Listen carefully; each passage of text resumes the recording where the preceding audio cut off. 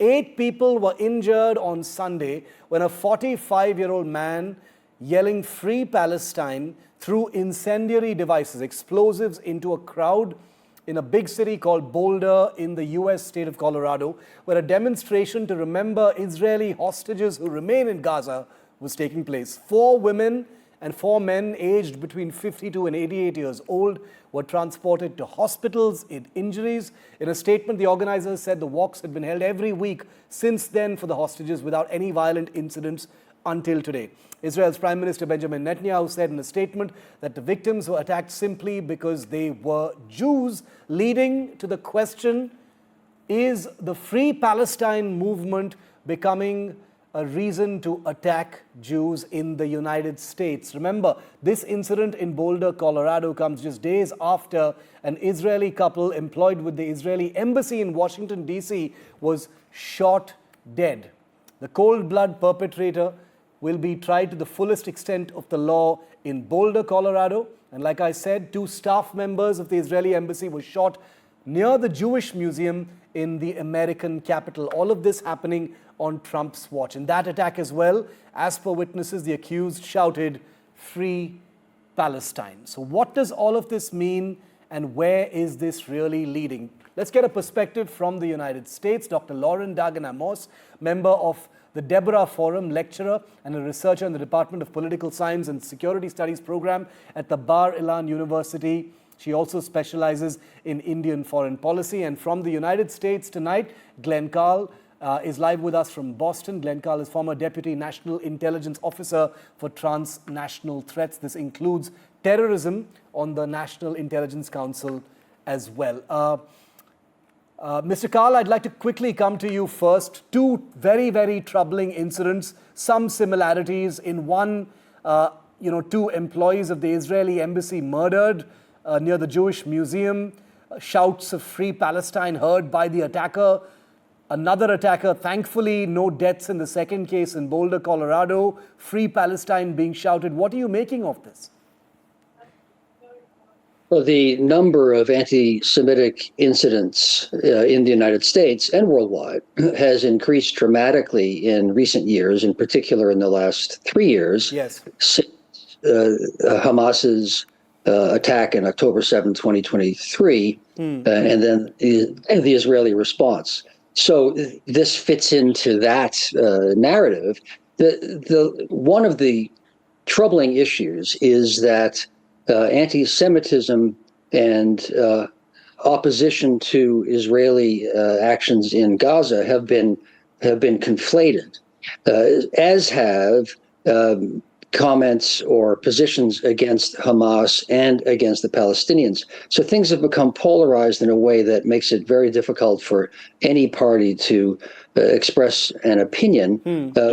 Now, I'm not saying this is an opinion. This is simply a terrorist attack. But the reason that the number of incidents has increased is directly from the struggles in Gaza at present.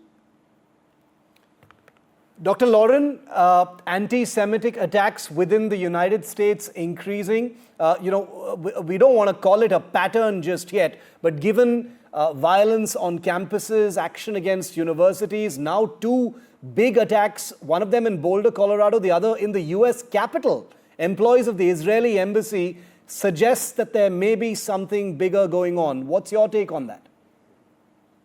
Yeah, I'm so sorry that again you invite me to speak about terrible attacks.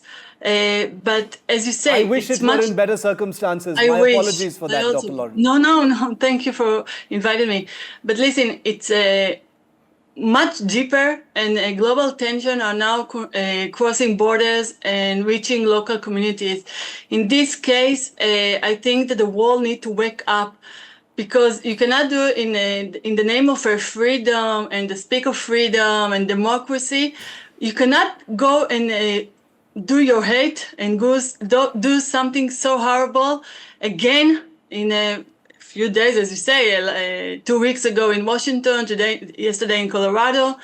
And I think the world needs to wake up. The Western world needs to wake up, because they don't understand the consequence of the misinformation, the fake news, the narrative against Israel that you cannot even try to understand the Israeli narrative. Mr. Karl, what sort of action do you think the Trump government, the Trump administration will take on this? The reason I ask is because it looks like there's been a pattern of protests turning more and more violent in a kind of progressive manner over the last 12 to 18 months. So this kind of thing, some would say, was around the corner. Well, with the increase in tensions and the increase in demonstrations and violence, this is not coming out of nowhere as an act against Israelis or Jews. That's certainly true.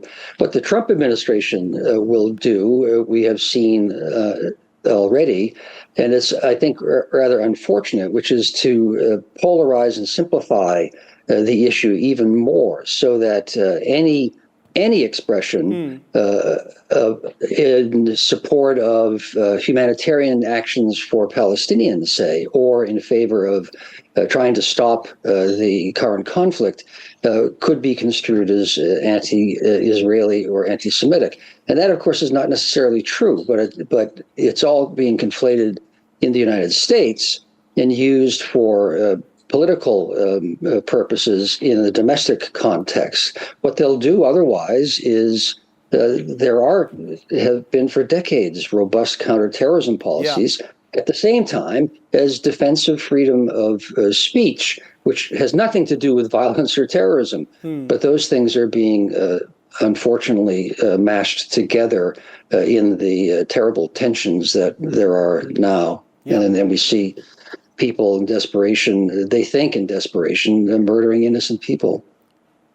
Very true. Dr. Lauren, final comments then. The dynamic between Benjamin Netanyahu, the Prime Minister of Israel, and the US President Donald Trump, how do you see these incidents? I don't want to compare anything too directly, but the dynamic of that relationship has seen some subtle ups and downs, some bigger than others over the last 12 to 18 months before Trump became president, but especially after as well. These incidents happening on Trump's watch, the relationship between these two leaders, how do you see that? So I don't think Trump is a personal response for that, but I think Trump see Netanyahu today much more weaker than used to see him. And I think its impact on the public and how to react to Jews and to Israel. It's very sad and it's very difficult. I think the attitude needs to be changed. I think Trump and Netanyahu need to speak and to clear more things, because right now Israel is not looking as the winner or someone that ally that the United States can rely on them and maybe to put more resources in Israel, and this impact all our aspect of Israel in the world. Mr. Karl, final comment from you on that same question. Do you think more needs to be done, not just in the context of these attacks, but about that, one-to-one relationship between Benjamin Netanyahu and Donald Trump? Well, the Trump administration, or Donald Trump, has aligned himself pretty well entirely with the far right of the Israeli political spectrum and of Netanyahu's cabinet.